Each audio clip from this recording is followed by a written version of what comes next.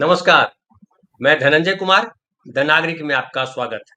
आज रविवार है और रविवार को हम 9 बजे के बजाय 5 बजे ही आते हैं। वैसे ये प्रोग्राम हम जो है 9 बजे फिर लगाएंगे एडिट करके।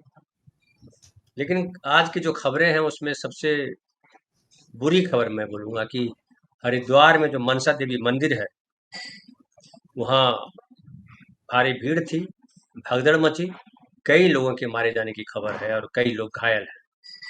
हालांकि राहत कार्य तेजी से चलाया जा रहा है, लेकिन फिर भी उसके अलावा जो है प्रधानमंत्री जी हिंदुस्तान लौट आए हैं। मालदीव में 26 तारीख को थे। उसके बाद तमिलनाडु गए हुए हैं और तमिलनाडु में 2 दिवसीय दौरा है उनका। वहाँ ऐतिहासिक गंगई कोंडा चोलपुरम मंदिर में आदि तिरुवथिरई समारोह है, वहाँ जहाँ वो शामिल हुए और सम्राट राजेंद्र चोल प्रथम, चोल वंश के जो राजा थे, सम्राट थे, उनके सम्मान में एक स्मारक सिक्का भी जारी किया। और चोल वंश के लिए, चोल जो साम्राज्य था उसको लेकर के बहुत कुछ बातें कही उन्होंने। और उन्होंने कहा वहां मंदिर में भाग लेते हुए कि मैं तो काशी का सांसद हूँ और जब मैं ओम नमः शिवाय सुनता हूँ तो रोंगटे खड़े हो जाते हैं। शिव दर्शन की अद्भुत ऊर्जा, श्री एलिया राजा का संगीत और मंत्रोच्चार, या आध्यात्मिक अनुभव मन को भाव विभोर कर देता है। वहां उन्होंने फिर ऑपरेशन सिंदूर की भी चर्चा की और उन्होंने कहा कि ऑपरेशन सिंदूर ने साबित कर दिया कि आतंकवादियों के लिए कोई सुरक्षित पनाहगाह नहीं है। दुनिया ने देखा कि अगर उनकी संप्रभुता पर हमला होता है तो कैसे भारत जवाब देता है, और इसने पूरे देश में आत्मविश्वास पैदा किया है। उन्होंने अपना चिरपरिचित वाक्य भी दोहराया जो मैं आपके सामने रखता हूँ। उन्होंने कहा कि आज भारत अपनी सुरक्षा को सर्वोपरि मानता है। ऑपरेशन सिंदूर के दौरान दुनिया ने देखा कि अगर कोई भारत की सुरक्षा और संप्रभुता पे हमला करता है तो भारत उसे उसी भाषा में जवाब देता है। और इस ऑपरेशन के बाद यह साफ कर दिया है कि भारत के दुश्मनों और आतंकवादियों के लिए दुनिया में कोई जगह सुरक्षित नहीं। मोदी जी किस तरीके से बोल रहे हैं, विजयोत्सव और ये तमाम। और आप जानते ही हैं कि संसद जो है कई दिन ठप रही। कल मंडे है, मंडे को देखिए क्या होता है। हालांकि 28 तारीख को वहाँ ऑपरेशन सिंदूर को लेकर के चर्चा होगी, 16 घंटे की चर्चा है। फिर परसों जो है राज्यसभा में चर्चा होगी। लेकिन एसआईआर को लेकर के भी संसद में हंगामा चल रहा है, संसद के बाहर प्रदर्शन चल रहे हैं और कहा जा रहा है कि कल 28 तारीख है, कल सुप्रीम कोर्ट में भी चर्चा होगी उस पर, जो ऑपरेशन सिंदूर को लेकर ये क्षमा करेंगे, जो एसआईआर को लेकर के बात हो रही है उसको लेकर के। एसआईआर होना चाहिए, नहीं होना चाहिए, क्या होना चाहिए, उस पर बात होगी। और लेकिन आज कई सारे वीडियोज है, और वीडियो इसलिए कि सुबह भी मैंने बात की थी भ्रष्टाचार को लेकर के। भ्रष्टाचार जो है वो बड़ा इशू अब रहा नहीं, ऐसा लगता नहीं कि कोई भ्रष्टाचार बड़ा इशू। बिहार में भ्रष्टाचार की बात हो रही है, लेकिन ऐसा लगता है कि कैग ने वहां भी आरोप लगाया, नरेंद्र मोदी जी की सरकार पर भी आरोप लगा है, और दिग्विजय सिंह ने कहा कि करोड़ों रुपए का घोटाला हुआ है। लेकिन अब ऐसा लगता है कि भ्रष्टाचार कोई मुद्दा ही नहीं रहा। आदमी जो है, सब लोग जो है लगे हुए हैं किस तरीके से देश जो है हिंदू राष्ट्र बन रहा है, और नरेंद्र मोदी जी जिस तरह से बिहेव कर रहे हैं उसमें तो कहीं पता ही नहीं चलता। कुछ वीडियोज मैं सुनाता हूँ, फिर मैं बात करूंगा। हमारे साथ 2 वरिष्ठ साथी हैं, एक और साथी जुड़ेंगे, और पहले मैं उनको जोड़ ही लेता हूँ, फिर हम बात करेंगे। देखिए हमारे साथ 2 साथी हैं। हमारे साथ हैं प्रफुल्ल भाई, नमस्कार, आपका स्वागत है। हाँ, आप नमस्कार जानते हैं सर। विश्लेषक है और बहुत बढ़िया इतिहास भूगोल सबकी जानकारी है, राजनीति की समझ है उनके पास। और हमारे साथ है सुनील जी। सुनील जी नमस्कार, आपका स्वागत है। सुनील जी वरिष्ठ पत्रकार हैं, आप सब जानते हैं, लगातार 2 सालों से उनको सुनते आ रहे हैं। शायद ही कोई दिन है जब सुनील जी नहीं होते। और सुनील जी शहर में हो या बात करने की पोजीशन में हो और द नागरिक पे नहीं हो, ऐसा होता नहीं है। सुनील जी को कोई ढूंढना हो तो नागरिक पे ढूंढ लीजिए, सुनील जी वहां पे हैं क्या, बोले हाँ है, बोले तब सही है। मतलब सुनील जी की पहचान जो है वो नागरिक से जुड़ गई है ना। नागरिकता प्राप्त है। बिल्कुल नागरिकता प्राप्त है। और जो सुनील जी की वजह से जो नागरिक को सम्मान मिला है, या कहिए जो पहचान मिली है, उसको हम शब्दों में बयान नहीं कर सकते। और हमारे कई साथी जो right hand side comment box में है, जिसमें हमारे लक्ष्मी अय्यर जी हैं, हसनैन खान साहब हैं, और हमारे साथ बरसाती लाल जी हैं। बरसाती लाल जी नमस्कार। बरसाती लाल जी भी जमाने से हमारे साथ चले आ रहे हैं। जसलीन जी हैं, मनमोहन कौर जी हैं, जो हालांकि आजकल पता नहीं वो आते नहीं है लाइव में। और हमारे साथ जो है और हमारे साथी हैं। तो मैं पहले सुनील जी कुछ वीडियो दिखाता हूँ, देखिए, फिर आगे हम बात करते ये भीड़ देख लो आप, हैं। ये मनसा मंदिर का है। हर की पौड़ी के ऊपर दर्शन की लोग में एक दूसरे पे मरने के लिए काबिल हो रहे हैं। बच्चे कितने परेशान हो रहे हैं, देखो ये बच्चे देखो आप, ये बच्चे कितने परेशान हो रहे हैं, परेशान हो रहे हैं। ये बच्चे देखो, ये बच्चे देखो।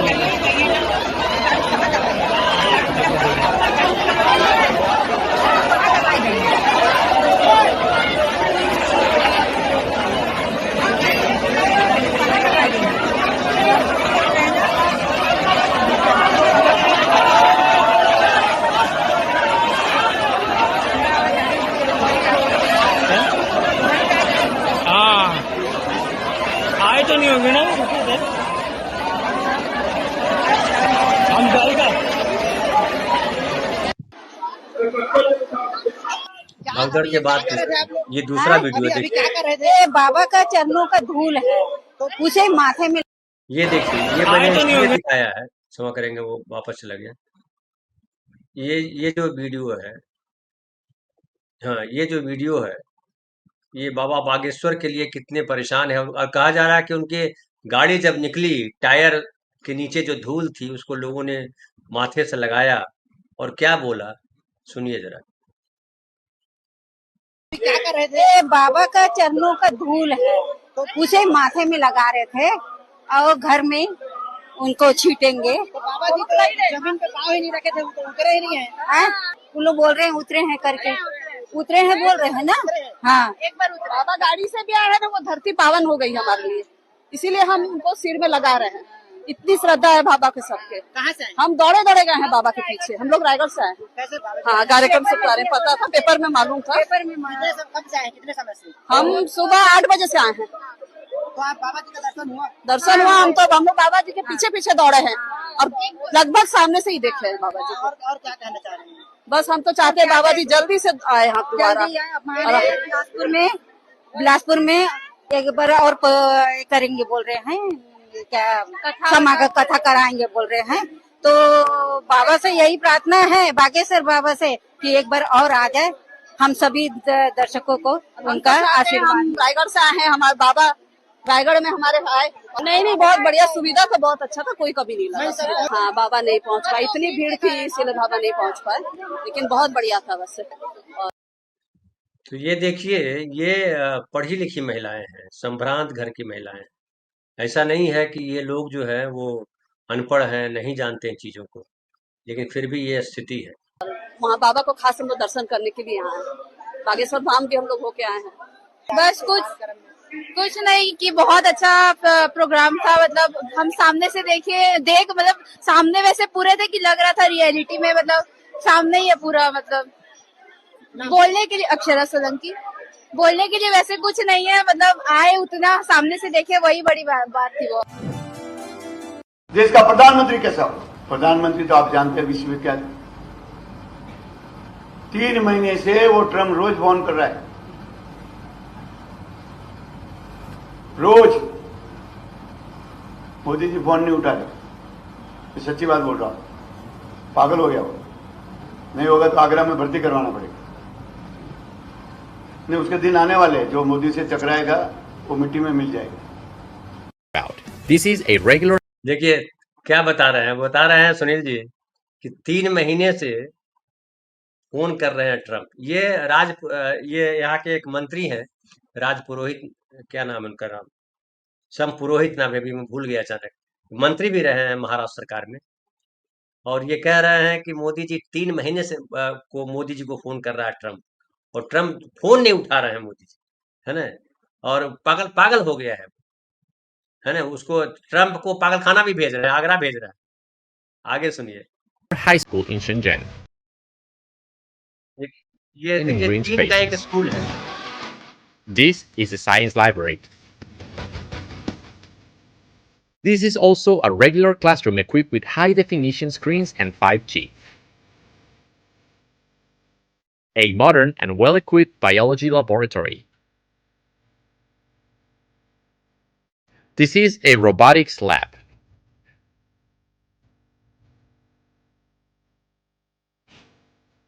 ये चीन का The school सरकारी स्कूल है। also has a flight simulator for the new C919, an airplane 100% developed and manufactured in China. Students also come with an artificial intelligence laboratory.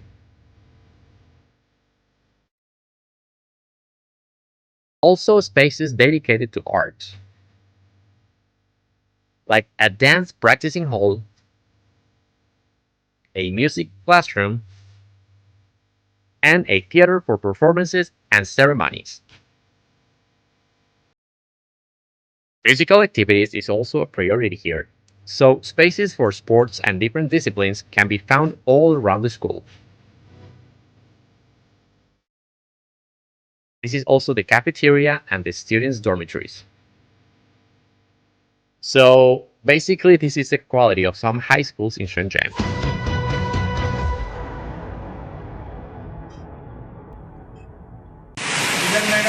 ये हमारे यहाँ का स्कूल है, भारत का।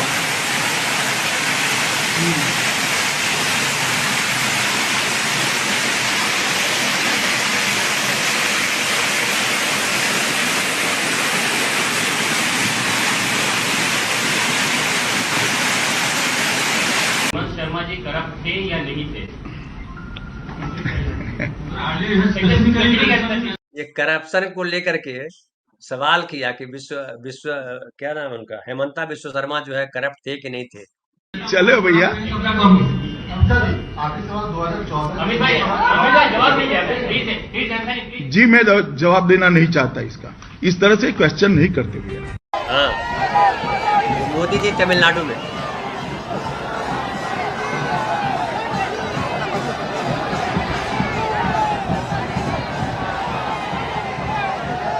एक और वीडियो में दिखाता हूँ, देखिए ये है अरुण शौरी साहब, क्या बोल रहे हैं सुनिए। गुजरात पेट्रोलियम एक्सप्लोरेशन कॉर्पोरेशन है जी, हाँ, Gujarat state petroleum corporation 21,000 crores went into the sea and not 1 teaspoon of oil and not 1 beaker of gas was discovered.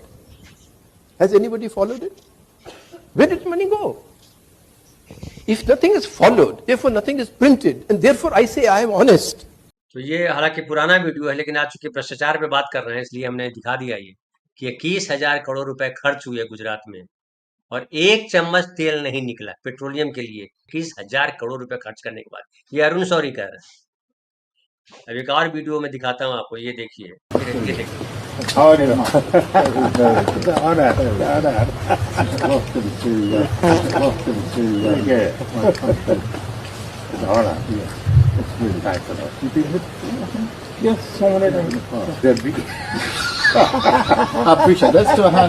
ये सब वीडियोज आज मैंने इसलिए दिखाया है कि इससे देश का एक जो आकलन कर सकते हैं और देश को इस तरह से समझ सकते हैं कि एक तरफ जो है हमारा संविधान है, 75 साल आज़ादी को हुए, 75 साल से ज़्यादा हो गए, और दुनिया की तीसरी अर्थव्यवस्था हम बन चुके लगभग।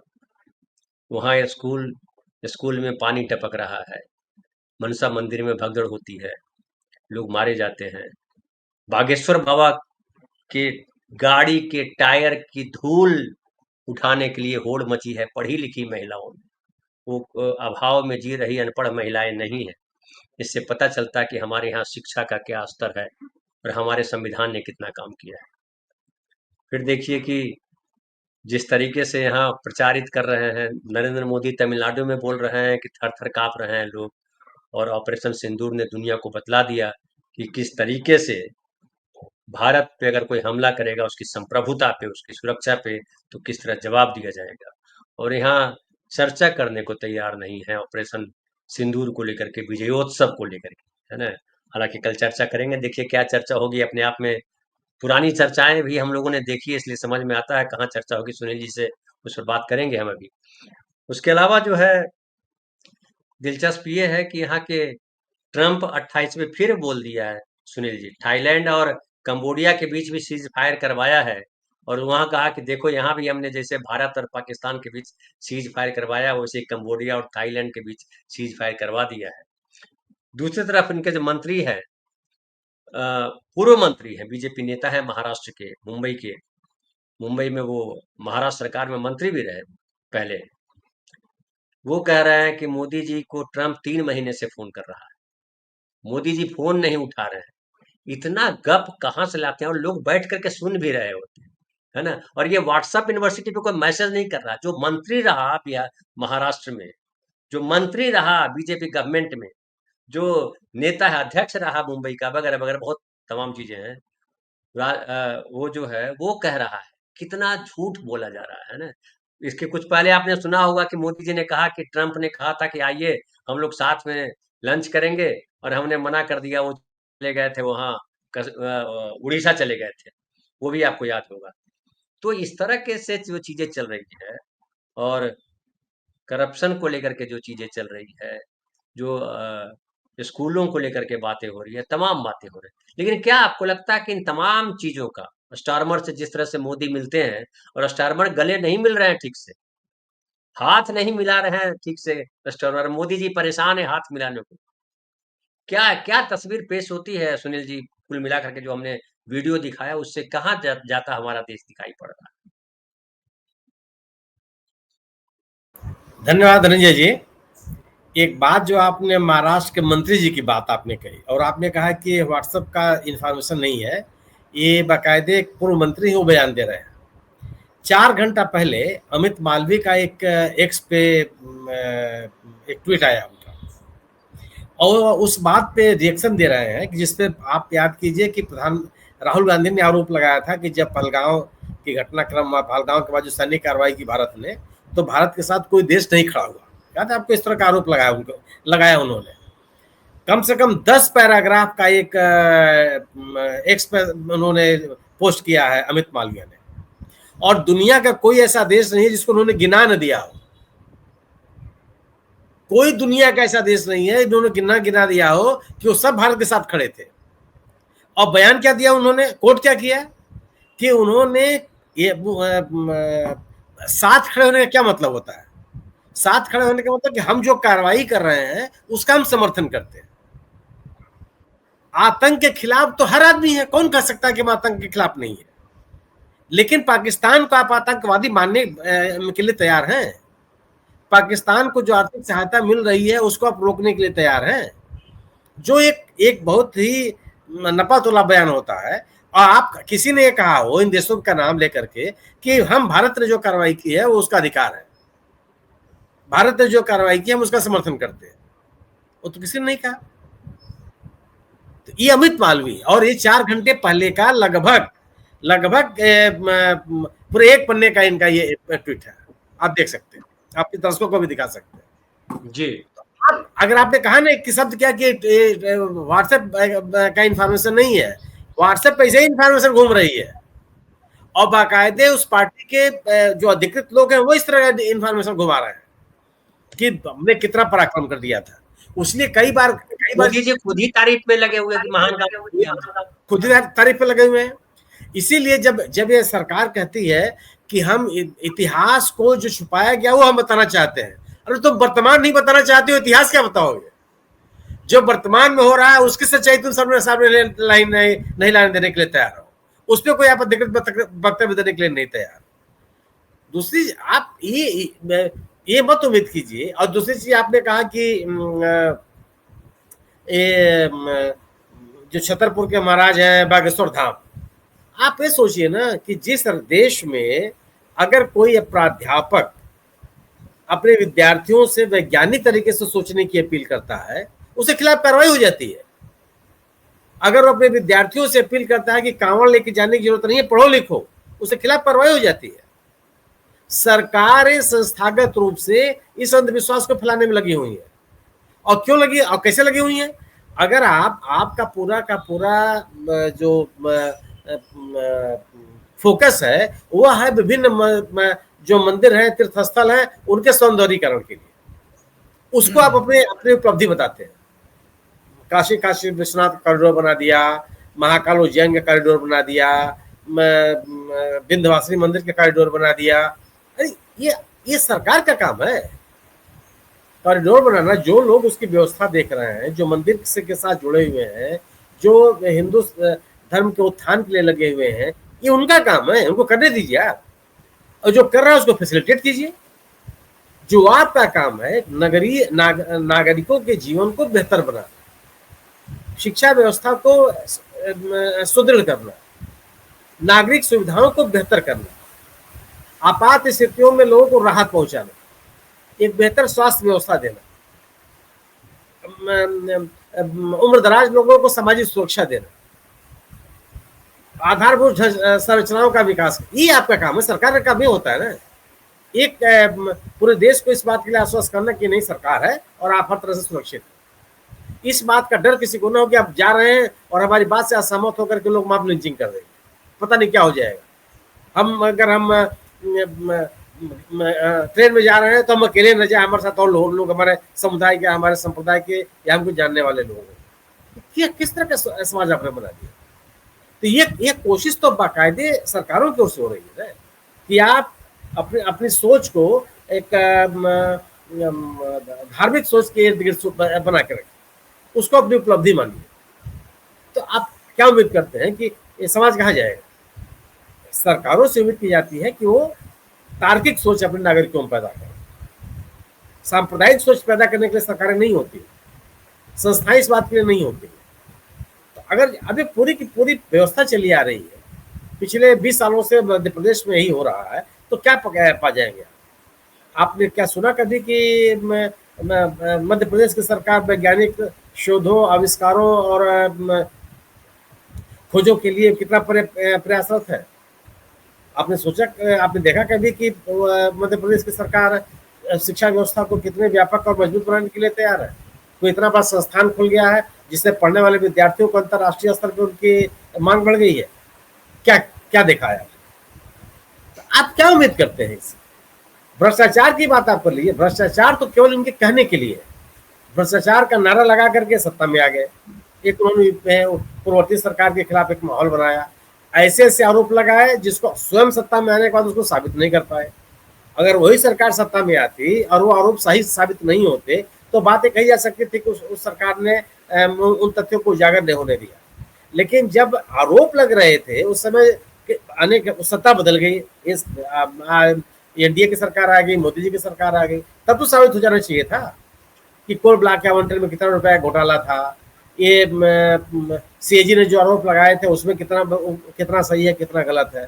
सीएजी मुकर गए, कहा कि नहीं हमसे गलती होगी और कुछ सुनने वाला नहीं। अरे हर गलती का प्रायश्चित होता है, हर गलती का दंड होते हैं। ये कहने से किसी का चल सकता है? कुछ नहीं, ठीक है। और आज जिन लोगों के आप सोचिए कि आपने बहुत पुराना वो क्लिप है जिसमें अमित शाह बोल रहे हैं कि हमको इस प्रश्न का जवाब नहीं देना है। अरे किसको जवाब देना है? आप मंत्री हैं, आपने स्वयं आरोप लगाया हुआ है उनके खिलाफ, आप स्वयं उनको मुख्यमंत्री बना दे रहे हैं। उन आरोपों को लेकर के कोई जवाब देने के लिए तैयार नहीं है, तो जवाब कौन देगा? ये कोई विज्ञापन तो छपा नहीं था हेमंत शर्मा को लेकर के। ये बीजेपी का आरोप था कि उन्होंने भ्रष्टाचार के मामलों में शामिल है। आप सत्ता में आ गए तो उन आरोपों का हुआ क्या? आप उसके बाद आप देख लीजिए कि इन्होंने एनसीपी के किस तरह के आरोप लगाए, आपके अजीत दादा पवार पर कितने तरह के आरोप लगाए, और उन आरोपों के एक हफ्ते के भीतर वो पार्टी में शामिल हो जाते हैं और मुख्यमंत्री बन जाते हैं। क्या हुआ? उन आरोपों का क्या हुआ? जिन लोगों के खिलाफ इस सरकार ने भ्रष्टाचार के गंभीरतम आरोप लगाए, किसी को किस परिणाम तक पहुंचाया? आप रॉबर्ट वाड्रा जब सुनिए रॉबर्ट वाड्रा की कहानी शुरू हो जाती है। 2008 से मामला चला रहा है। चलिए मान लेते हैं कि 2014 तक कांग्रेस की सरकार थी, उसने कुछ भी साबित नहीं होने दिया, कुछ भी परिणाम सामने नहीं आए, कोई जांच नहीं कराई। 2014 से तो आप हैं, जांच कराते कराते आप 2018 में आपने कहा कि उसकी जांच आप पूरी करा रहे हैं, और 2025 में आकर के खत्म होते हुए 2025 में आप कह रहे हैं कि ठीक है आरोप पत्र दाखिल किया जाएगा।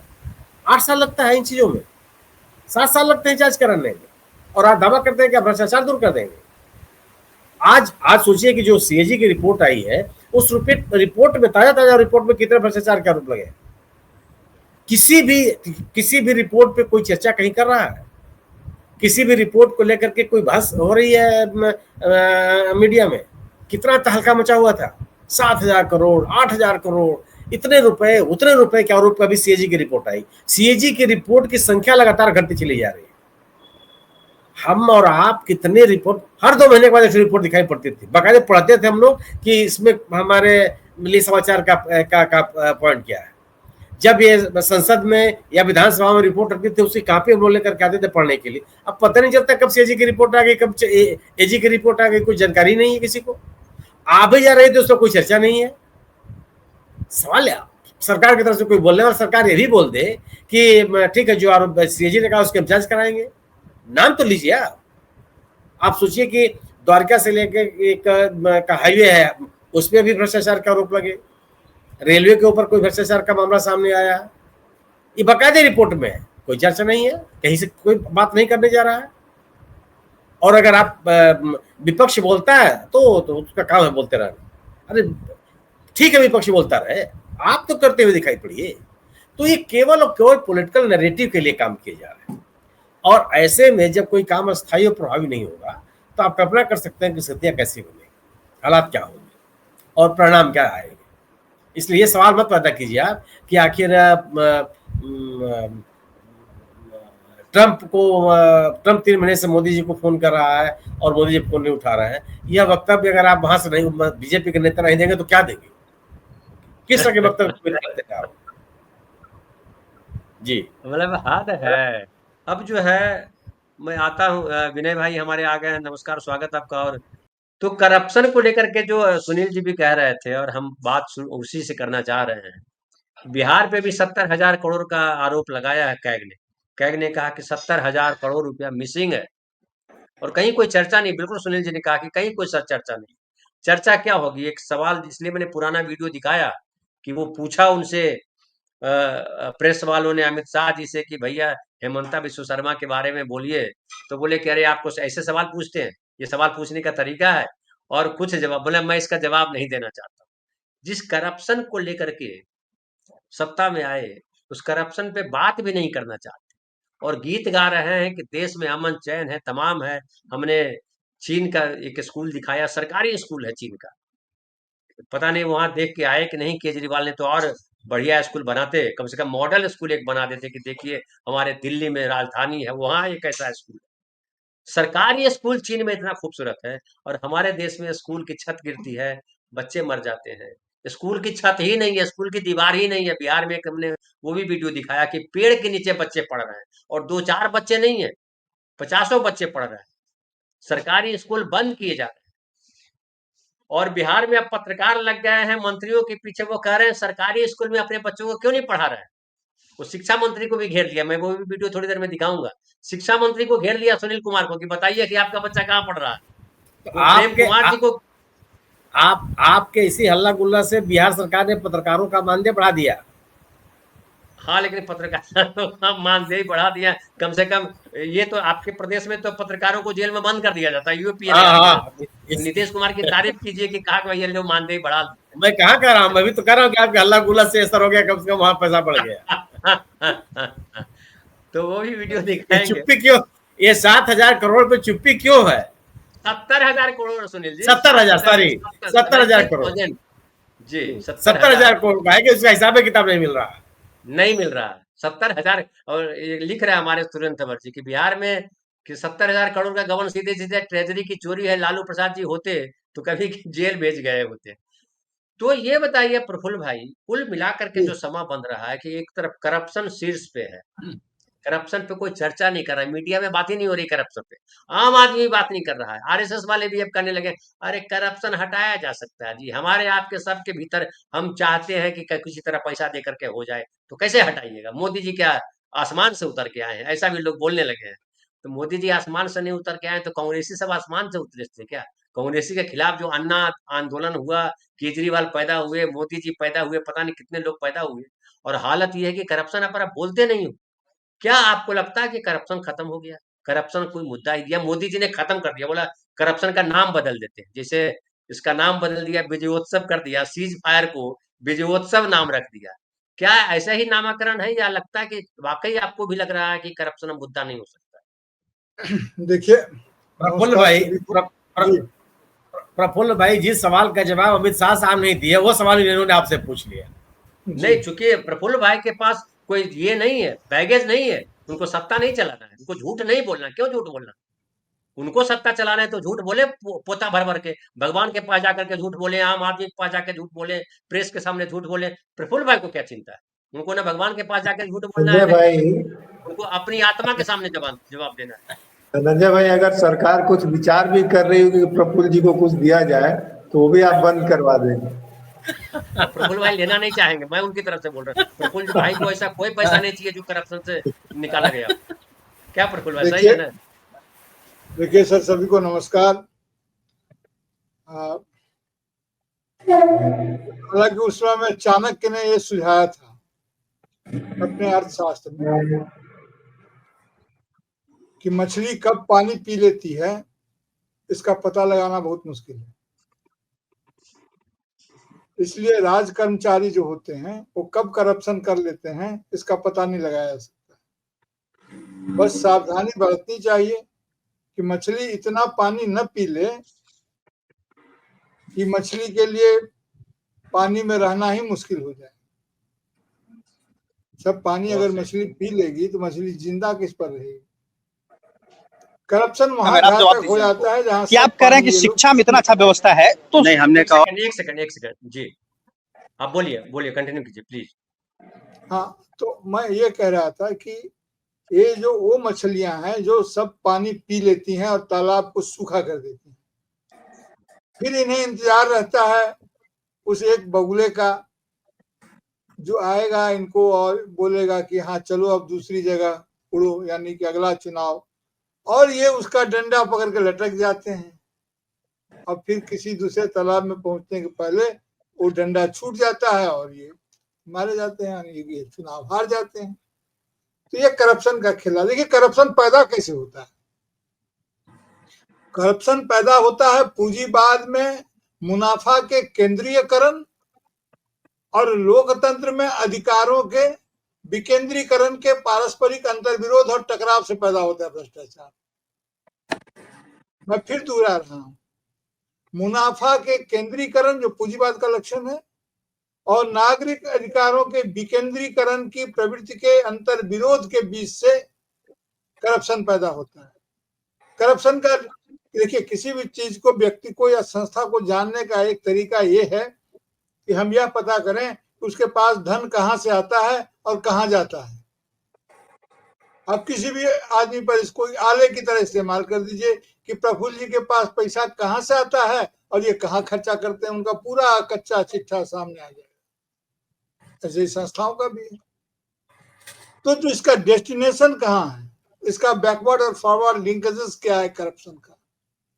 निश्चित रूप से इसका ये जो ड्रग्स है, ये जो टेररिस्ट एक्टिविटीज है, उसको ये करप्ट पैसा सपोर्ट करता है और बदले में उसका सपोर्ट लेता है।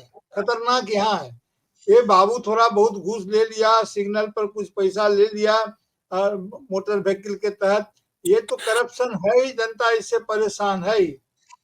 लेकिन इन सबों को प्रश्रय मिलता है, ताकत मिलती है उस प्रवृत्ति से। बहरहाल देखिए, मैं आपसे ये जरूर निवेदन करना चाहता हूं कि करप्शन के मुद्दे हमने आज नहीं, उस जमाने में भी सुनील सर को तो जरूर, मैंने सभी को याद होगा, मुंद्रा कांड हुआ था जो चिथरा कांड के रूप में हुआ था, और बिहार में छोवा कांड हुआ था। श्री बाबू फिरोज गांधी ने उठाया था मुद्रा कांड को, फिरोज गांधी ने सामने लाया था। जी जी जी, बिल्कुल आप सही कह रहे हैं। और जो छोवा कांड हुआ था बिहार में, जिसके कृपलानी कमीशन जिस पर बैठा और नेहरू जी ने जिसको दबा दिया, जिस पर कृपलानी ने कहा कि तो इसका मतलब कृपलानी जी झूठ बोल रहे हैं, आचार्य JB कृपलानी जो समाजवादी पृष्ठभूमि के थे, और उन्होंने बिहार सरकार पर श्री बाबू थे यहाँ के मुख्यमंत्री। जो गन्ना पेराई होती है ना, उसमें जो छोआ बनता है तो उसका उससे शराब का मामला था। छोआ तो जो ये है वो शराब बनाने के काम बहुत जबरदस्त आता है। हाँ वही तो हाँ, बोल रहे हैं। जी जी जी। तो ये फिर हमने देखा कि राजीव गांधी के समय में सुनील सर के शहर से खड़े हुए थे। सुनील सर तो अपने आ जाएंगे अभी, लेकिन उनके शहर से विश्वनाथ प्रताप सिंह जी खड़े हुए थे। उनके पॉकेट में बोफर्स का करप्शन था, ऐसे लहराते थे ये है लिस्ट। आज तक तो कुछ हुआ नहीं, कई सरकारें आई गई और खुद राजीव गांधी भी चले गए।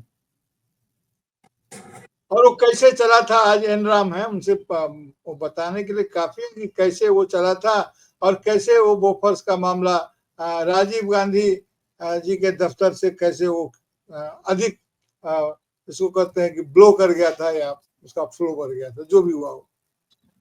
तो इसका मतलब ये नहीं कि करप्शन होता नहीं है,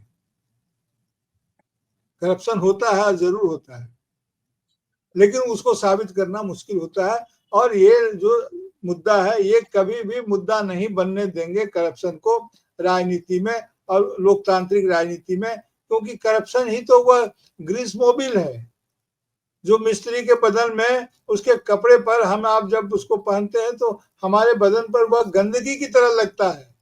मोबिल मोबिल समझते हैं, लेकिन मशीन में ये जरूरी है, जो मिस्त्री उसको फिट करता है, लगाता है, उसको लुब्रिकेटर कर लीजिए, अंग्रेजी में शब्द उसके है। अलावा मतलब बताऊं, जो जला हुआ मोबिल होता है ना, वो भी बिकता है हमारे यहाँ, और उसका भी बिल्कुल इस्तेमाल बिल्कुल। होता है, अलग इस्तेमाल है उसका।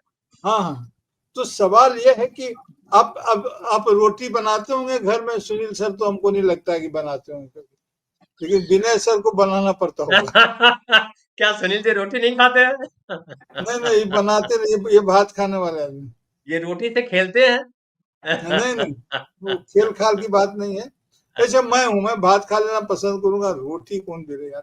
जो भी हो, मैं ये कह रहा था कि रोटी जो हम लोग बेलते हैं ना, तो उसमें जो सूखा आटा को सानते हैं, पहले रोटी बनाने के आटा को सानना होगा, गीला करना होगा, लेकिन जब बेलने जाएंगे तो सूखा आटा चाहिए।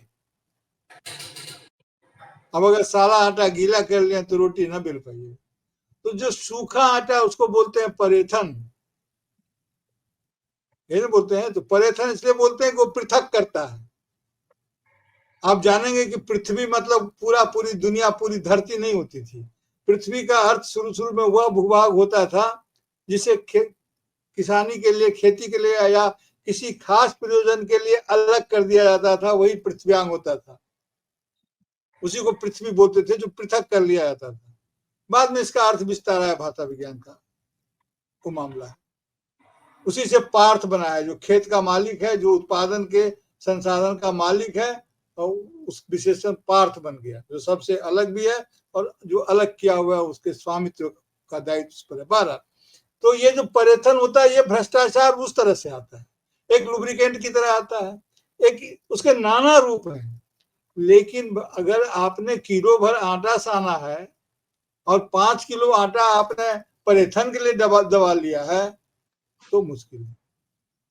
अगर आप पेट्रोल से ज्यादा आपने उसमें, ईंधन से ज्यादा, मशीन से ज्यादा आपने मोबिल का पैसा खा लिया है तो करप्शन है। जो करेगा उसको थोड़ा बहुत गंदा लगेगा और दाग ढूंढते रह जाओगे। दाग किसी को मिलता नहीं है। जब हम और आप सत्ता से बाहर जो लोग रहते हैं उनको भीतर में दाग ही दाग नजर आता है, और जैसे ही उसमें प्रवेश करते हैं उनको लगता है कि दाग कहाँ है। नहीं, तो एक और विज्ञापन आया था, आया था कि दाग भी अच्छे हैं। हाँ, तो ये तो डिठौना है। भारतीय जनता पार्टी जब सत्ता में नहीं आई थी तो लालू यादव के खास संदर्भ में दागी मंत्री, दागी नेता, दागी बात करते थे। आपको याद है कि पिछले दिनों अंतिम बार आपने ये दागी शब्द राजनीति में कब सुना था? मुझे तो याद नहीं है। तो इससे भ्रष्टाचार को उस ढंग से सीधे मुद्दा नहीं बनाया जा सकता, नहीं बनता है। जनता के अधिकार का मामला कीजिए कि हमारा हक क्या हुआ। आपने जो किया सो किया, हमारा हक बताइए, हमको क्या मिला। आप बहुत ईमानदार रहेंगे और आपके राज में हम भूखे मरेंगे, आपकी ईमानदारी का हम क्या करें।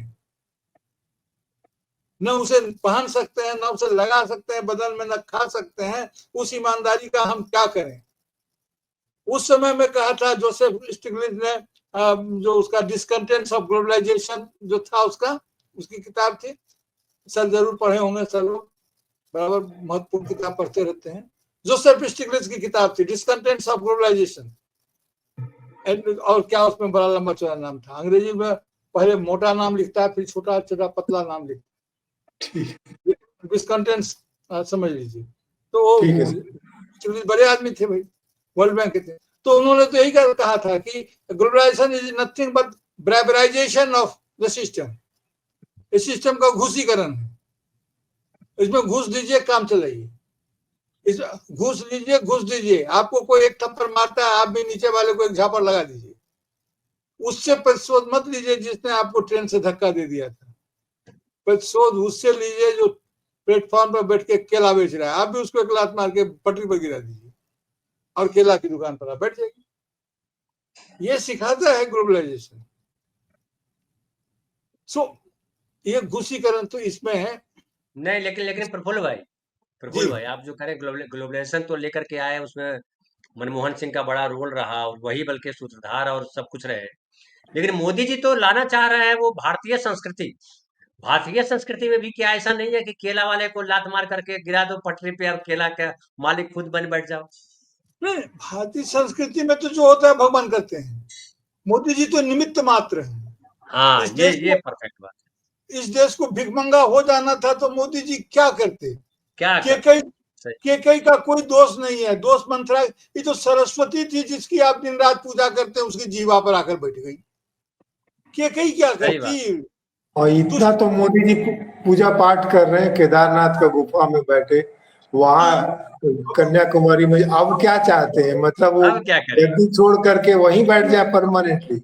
अब नहीं, उसे नहीं होगा ना। तो भगवान आज भी तमिलनाडु जाकर के भोले बाबा से आशीर्वाद मांगा है देश की समृद्धि के लिए। क्यों? क्योंकि भोले बाबा आजकल राहुल गांधी पर बहुत ये है, मेहरबान बने हुए हैं। और भोले बाबा का तो चरित्र, विष्णु ने तो, राम ने बहुत युद्ध लड़ा, कृष्ण ने भी युद्ध में अच्छी भूमिका निभाई, कई युद्ध लड़े। भोले बाबा तो युद्ध लड़ते नहीं थे, हथियार दे देते थे। तो सर सबसे आसान वही थे पटियाने के लिए। आप सही है गलत है कुछ भी नहीं, आप उनको पटिया लीजिए, वो आपके साथ चल पड़ेंगे। जरूरत पड़ेगा तो कृष्ण से भी लड़ाई कर लेंगे, जरूरत पड़ेगा तो किसी से लड़ाई कर लेंगे। सुनील सर जरा ध्यान सुनिएगा, आप ऊंची जगहों पर जाते हैं, बिना सर भी तो जाते रहते हैं। एक विज्ञापन आ रहा, मैं विज्ञापन ने डेबू टैप का कुछ भार, पता नहीं क्या कहते हैं उसको, एक प्रसिद्ध नाम नहीं लूंगा, स्त्री एंकरानी है, वो बताती है कि जहां रक्त पड़ता है वही तीर्थ बन जाता है, और फिर रक्त बीज बनकर प्रकट होता है, अपने जैसों को प्रकट कर देता है। बड़ा लय में पढ़ते हैं, उनको पता नहीं है कि रक्त बीज राक्षसों का हुआ था, उससे बुरी शक्तियां निकलती हैं। सैनिकों के खून गिरने से जमीन पर रक्त बीज की तरह सैनिक नहीं उठ खड़े होते हैं। लेकिन चल रहा है भारतीय संस्कृति है वो। फुल सर, जब ये मतलब मीडिया में जब लोगों को बहाल किया जाता है ना, तो उनको कल्चरल पर्सपेक्टिव नहीं पढ़ाया जाता। तो क्या होता है, एक हमारे ऑफिस में एक सज्जन बहुत अच्छा उदाहरण देते थे कि आपको पता ही नहीं है कि जो है वो क्या उसको बोलते हैं, जब मातम मनाते हैं हसन हुसैन का, जो ताजिया जो निकलता मुहर्रम, तो लोगों को पता ही नहीं रहता है, बहुत सारे पत्रकारों को, कि मुहर्रम शोक का अवसर है। तो उसमें उनको यही पता है कि एक फेस्टिवल है, तो लिख देते हैं धूमधाम से मुहर्रम मनाएंगे, और मुहर्रम की बधाई भी दे देते हैं। हाँ, मुहर्रम की बधाई दे देते हैं। नहीं तो उसमें भी दो है, इससे तो लड़ाई होता है सिया सुन्नी में। एक नहीं, वो तो गाली वाला, वो तो तबर्रा वाला तो एक है ही, वो तो स्पेसिफिक हो गया। हाँ, तो मैं ये कह रहा था कि जरा उसको सर, सुनील सर आपको याद आ रहा है, वो देखे हैं कि नहीं देखे टीवी पर? तो देख लीजिएगा, वो बोलते हैं पैर पटक के पीछे भारत के सैनिक हैं, और इंद्राणी बोलती हैं कि ये रक्त जहां गिर जाता है तीर्थ वहीं बन जाता है, और फिर उसी से उनके जैसे ही रक्त बीज के की तरह हो जा। अरे ये क्या, अच्छा ये लोग अपने मुंह से नहीं बोलते हैं, इनको कोई कल्चरल एडिटर कोई स्लोगन बना के देता है, उनको बस प्ले करना होता है, क्या पता पीछे से साउंड भी आ रहा हो। तकनीक आजकल तो इमर्सिव मीडिया है ना सर, हम लोग उस पर बात नहीं करते, हम लोग तो बात कर रहे हैं मीडिया है। एआई ने तो और भी काम आसान कर दिया है ना सर। इन्होंने कहा था, चाणक्य ने अर्थशास्त्र में ये कहा हुआ, उन्होंने कहा कि सूखी धरती जो मिट्टी ऊपर में है उसमें कुछ नहीं दिखता है, दिखता एकदम नीरस है। राजा को चाहिए कि उसके अंदर में पाइप धंसा है, कुआं, उन्होंने कुआं का बिंब दिया है कि उसको खोदता चला जाए, नीचे उसमें रस ही रस भरा हुआ है। यानी गरीब जनता की आत्मा पर को आप धंसाते जाइए, उसी से पैसा मिलेगा। जो सूखी चमड़ी है उसी में सौंदर्य का लावण्य उसी के रक्त से आएगा। तो ये तो वो सिद्धांत है ना, धरती को सूखी देखकर छोड़ने वाले नहीं है, ये धरती बेचारी बहुत सूखी है। तो भ्रष्टाचार, जो देखिए भ्रष्टाचार जरूरी भी है। मान लीजिए हम किसी डॉक्टर के पास गए हैं, डॉक्टर बोलता है लाइन से आइए देखिए, लेकिन कोई इमरजेंसी आ गया है, डॉक्टर लाइन तोड़ देता है। सवाल यह है कि आप सिस्टम को क्यों तोड़ते हैं। उस दिन मैंने एक चैनल पर कहा था, कांग्रेसी जमाने में लिखा रहता था सर, जो लोग बाबू रहे हैं दफ्तर में जानते हैं, तो साहब लिखते थे नॉट अप्रूव्ड, वो लिखते थे कि नॉट अप्रूव्ड, और फिर उसमें लगा देते थे नोट अप्रूव्ड, ई लगा दिए तो नोट अप्रूव्ड हो गया। प्रफुल्ल भाई, आपने जो उदाहरण दिया कि डॉक्टर जो है लाइन तोड़ देता है और इमरजेंसी वाले को बुला लेता है। एक मिनट, आपने जो कहा वो लाइन इसलिए नहीं तोड़ता कि करप्शन है, वो विवेक है कि नहीं इससे जरूरी, ज्यादा जरूरी है उसको देखा जाना। बिल्कुल सही बात है, लेकिन यह विवेक जब पैसे के लिए काम करने लगता है ना, तो करप्शन है।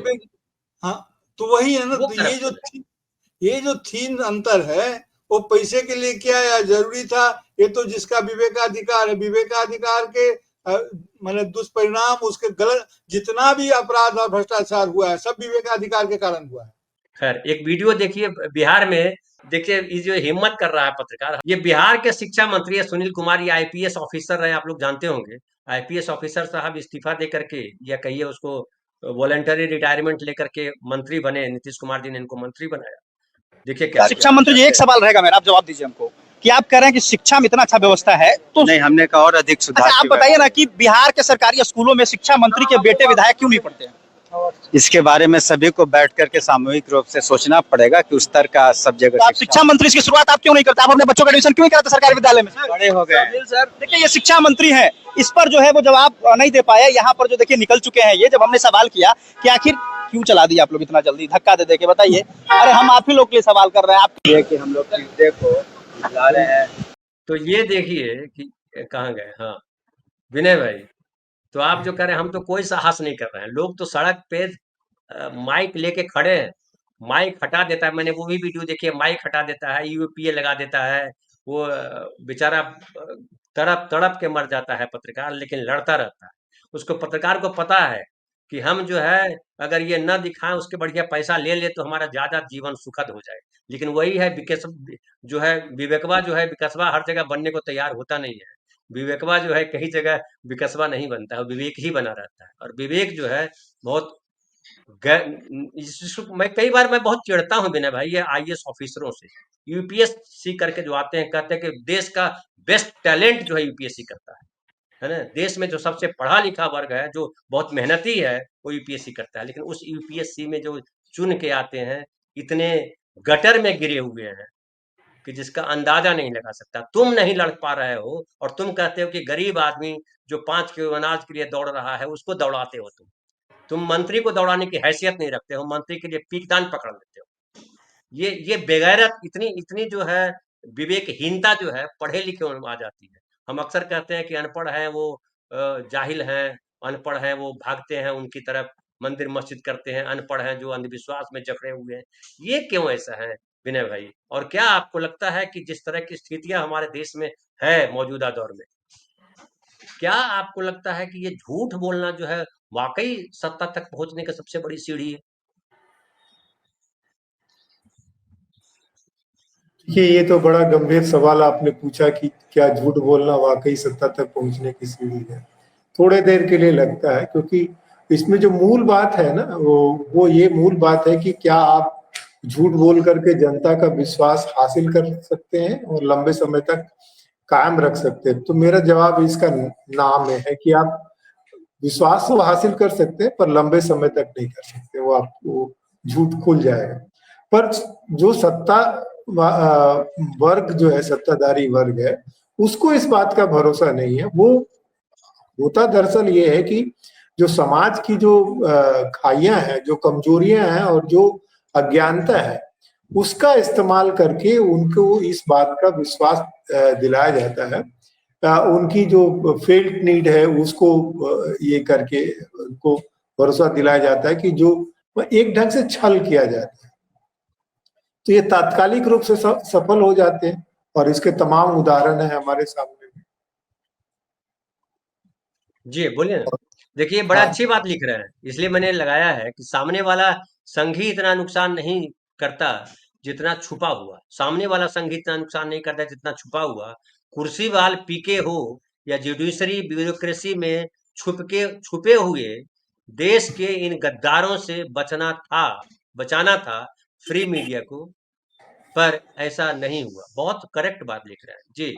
नहीं, वो तो सही बात है ना कि मतलब जो एक जो बोलते हैं स्पेनिश बुल फाइट में एक कहावत है कि जो सबसे खतरनाक बुल फाइट वो होती है जो अनट्रेंड बुल के साथ आप जब फाइट करते हैं। जो ट्रेंड बुल होता है उसके साथ लड़ना आसान होता है, क्योंकि आपको पता होता है कि ये बुल कैसे रिएक्ट करेगा, तो आपको उसका डिफेंस पता होता है। लेकिन जो अनट्रेंड बुल होता है वो कब क्या मूव लेगा आपको नहीं पता होता, तो वो बहुत खतरनाक होता है। तो ऐसी जो है अनटेम्ड जो चीजें जो है वो बड़ी खतरनाक है। तो ये लंबी जाएगी, इसका हम लोग जो है असल इसका ये है कि जो समाज में जब तक ये जो नॉलेज गैप रहेगा और जो खाइयां हैं, इसका एक्सप्लॉयटेशन जो है राजनीतिक वर्ग करता रहा है। और जब आपके सामने चॉइस नहीं रहेगी, जो अभी क्या हो रहा है कि जो हमारा राजनीतिक तंत्र जो है वो आपके विकल्प को बहुत सीमित कर दे रहा है। तो पार्टियों में डेमोक्रेसी नहीं है, नेता जो है वो तमाम तरह से जो कॉर्पोरेट जो है वो पार्टियों पर नियंत्रण कर लिए हैं। नेता जो नीचे स्तर पर जब चुनाव लड़ने जाते हैं वो समाज के साथ होते हैं, पर जब जीत करके आते हैं तो पार्टी का शिकंजा इतना उनके ऊपर कसा होता है कि वो समाज की बात नहीं करके जो है पार्टी की बात करते हैं। तमाम और पार्टियों पर जिस तरह से कॉर्पोरेट का जो दबाव है वो बहुत खतरनाक है। तो ये हमारे लिए जो व्यवस्था के लिए जो मैंने गरीबी की एक परिभाषा जो है ना वो चॉइसलेसनेस दी है। तो लगातार जो है हमको चॉइसलेसनेस कर देते हैं कि हमारे पास चॉइस नहीं होता। अब इस पार्टी के समर्थक है आप, तो उनके जो बड़े नेता ने जिसको भी टिकट दे दिया है, चाहे वो कितने भी घटिया है, वो आपकी राय नहीं ली गई है उनको चुनने में। वो जो नेताजी हैं उनकी सुविधा है, वो उसको आपके ऊपर उन्होंने लाद दिया। और धन्यवाद आपका विनय भाई, धन्यवाद आपका। और सुनील शुक्ल जी, आपका ही बहुत बहुत आभार। और आभार आप तमाम लोगों का जो हमारे साथ जुड़े हुए हैं। बुरा लगता चले जाइए, छोड़ कर कोई दिक्कत नहीं। मैं किसी को बुलाने नहीं जाता हूँ घर जाकर के कि आओ देखो चैनल, और मैं अपने लिए करता हूँ। मैं अक्सर बोलता हूँ कि अगर मैं चैनल नहीं कर रहा, मैं जहाँ बैठता हूँ वैसे ही गप करता हूँ। इसलिए मैंने चौपाल नाम रखा है इसका। चौपाल जो है, चौपाल का मतलब ही होता है कि हंसे भी क्या करें, रोते हुए बैठे यहाँ पे। त्यागी जी, आप रोते रहते हो दिन भर बैठ करके। आर राठौर कह रहे हैं कि क्या भाई, क्या हम सब जान लोगे क्या? इतने अच्छे गाने सुनाकर जवानी याद आ जाती। कोई गीत सुना रहे हैं। चलिए, तो बहुत बहुत धन्यवाद। कल मिलते हैं फिर सुबह 10:30 बजे, और फिर अगले संडे को 5 बजे।